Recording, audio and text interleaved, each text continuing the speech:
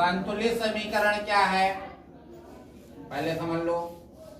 अभी तुमको हमने बताया समीकरण क्या है, यानी जब किसी रासायनिक अभिक्रिया में भाग लेने वाले अभिकारक तथा उत्पादों को उनके तत्वों के प्रतीकों के रूप में लिखना ही क्या कहलाता था, रासायनिक समीकरण। अब जो है संतुलित जो है समीकरण क्या है, संतुलित समीकरण वह समीकरण जिसमें किसी भी जो है रासायनिक अभिक्रिया में भाग लेने वाले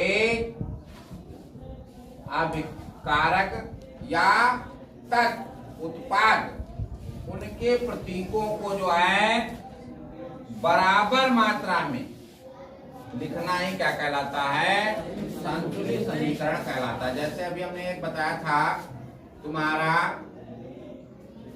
जैसे लिखा है हाइड्रोजन, हाइड्रोजन गैस हो गई और क्लोरीन गैस हो गई। क्लोरीन गैस बना क्या, बन गया हाइड्रोक्लोरिक अम्ल, हाइड्रोक्लोरिक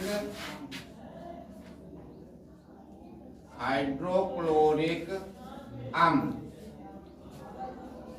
तो इसको हम अभी ने क्या बताया, इसको हाइड्रोजन गैस का, हाइड्रोजन गैस क्या होता है, क्लोरीन गैस का Cl2 होता है। हाइड्रोक्लोरिक अम्ल क्या होगा, हाइड्रोक्लोरिक अम्ल होता है HCl होता है। अगर संतुलित का मतलब क्या होता है, इंग्लिश में हम कहते हैं बैलेंस, इक्वेशन को जो है बैलेंस करना, समीकरण को हम कहते हैं इक्वेशन। तो यहाँ पर H कितने हैं, एक, Cl कितना है, एक, लेकिन यहाँ पर क्या है, H2 है और Cl भी। तो हम कहाँ लिखेंगे, तो आगे अगर हम लिख दें तो इसका क्या हो गया, बैलेंस हो जाता है। बैलेंस करने का हमने तरीका भी बताया था, जैसे H हाइड्रोजनों की संख्या इधर लिख लो, एक लाइन खींच लो, इधर हाइड्रोजनों की संख्या लिख लो, कितनी थी, एक थी, इसमें Cl 2 थे, इधर Cl कितने थे, एक, दोनों में कितना चाहिए था, 2 से गुणा करते हैं तो क्या हो जाएगा, बैलेंस बराबर हो जाएगा, हो जाएगा। उसी प्रकार तुम्हारा कौन सा अगला, जैसे लिखा है NaCl प्लस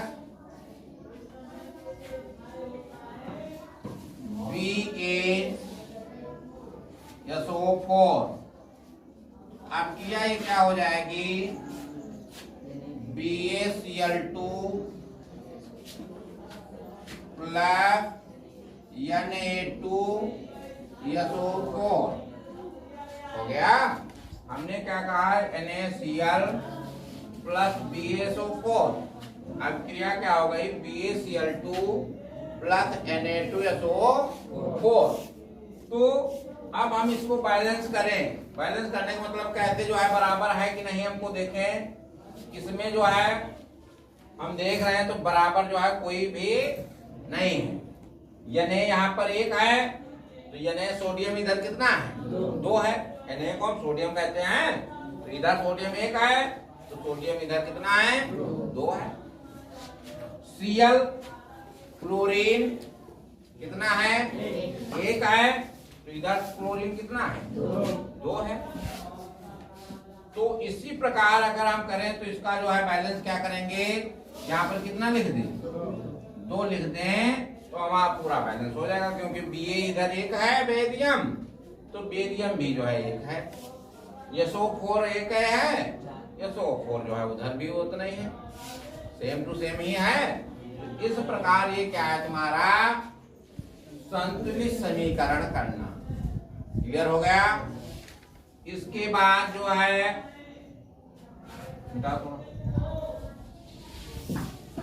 इसके बाद तुम्हारा अगला क्वेश्चन होगा, अगला क्वेश्चन है संक्षारण। संक्षारण किसे कहते हैं, यह क्वेश्चन आ सकता है संक्षारण क्या है या संक्षारण दूर करने के उपाय लिखिए। या क्वेश्चन पूछ सकता है संक्षारण से आप क्या समझते हैं, इसे दूर करने के उपाय लिखिए। 3 प्रकार से ये क्वेश्चन आ सकता है। पहला हमने क्या बताया, संक्षारण किसे कहते हैं, उपाय लिखिए। या संक्षारण से आप क्या समझते हैं, है ना, तो उसके उपाय। तो संक्षारण है क्या, संक्षारण को ही हम कहते हैं क्या, जंग लगना। इसी को हम क्या कहते हैं, जंग लगना। संक्षारण को ही हम क्या कहेंगे, जंग लगना।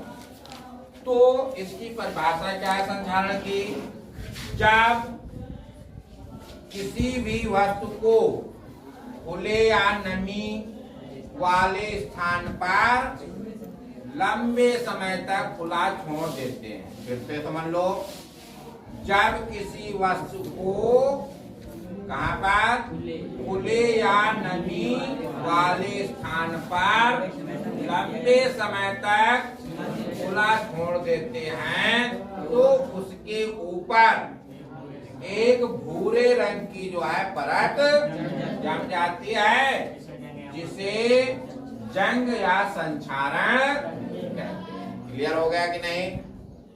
जंग या संक्षारण जो है अधिकांशतः किस धातु में लगती अधिक है, सबसे अधिक जो है लोहे में जो है सबसे अधिक जो है जंग या संक्षारण लगता है। इसके निम्नलिखित जो है दूर करने के उपाय हैं, कौन कौन से हैं, यहाँ पर हम लिखे दे रहे हैं। नंबर 1 क्या, तेल या ग्रीस लगाकर। दूसरा है कौन सा, दूसरा है पेंट लगाकर। तीसरा है एक धातु की दूसरे धातु पर परत चढ़ाकर। समझे। इस प्रकार ये जो है फिर अगला पीरियड कल पढ़ाया जाएगा।